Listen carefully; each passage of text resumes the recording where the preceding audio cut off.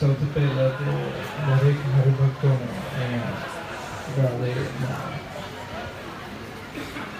big congratulations કે આટલું સરસ મંદિર આ બધા હરિભક્તોએ સંતો જોડે રહીને મહેનત કરીને દરેક રીતે યોગદાન આપીને આપ્યું. ખાસ તો જે સમયનું યોગદાન આપણે આટલું મોટું આ મંદિરમાં આપ્યું છે, જે આટલી સેવા આપ દરેક હરિભક્તોએ કરી છે, નાની મોટી ગમે તેટલી સેવા, પણ એ પોતાનું જાણીને નરેશ્વર નથી, પોતાનું જાણીને અને આ મંદિર આપણે પોતાનું સમજીને આ એક પરિવાર સમજીને કે આ બધાએ આટલી બધી મહેનત કરી છે, ખૂબ ધન્યવાદને પાત્ર છે. અને અંદરથી આનંદ થાય કે આપણે બધાએ એક જોડે રહીને દેવ માટે એના દેવને કેવી રીતે રાજી કરવા, કેવી રીતે સત્સંગ વધારવો, એ જે સત્સંગ વધારવાનું જે અભિયાન છે એમાં આપણે બધાએ જોડાયેલા છે દરેક રીતે. જે પણ નાનું મોટું યોગદાન બધાએ આપ્યું છે, ખૂબ ધન્યવાદને પાત્ર છે.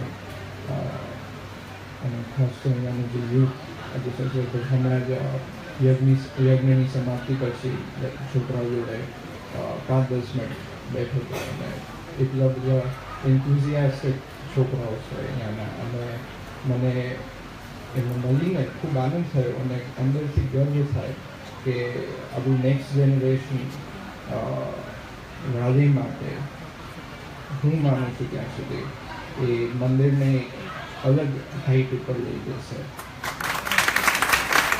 કારણ કે એમનામાં જે વર્ક એથિક છે, જે એમનું અને ખાસ તો જે ભગવાન માટેનું એમની સમજણ આ ઉંમરથી એ ખૂબ આપણે એમાંથી શીખવા જેવું છે, આપણે એમાંથી સમજવા જેવું છે. તો બસ હજુ કહેતા નહીં. વન્સ અગેન congratulations અને thank you to everybody who donated, who helped, and especially with their time and their service in the મંદિર.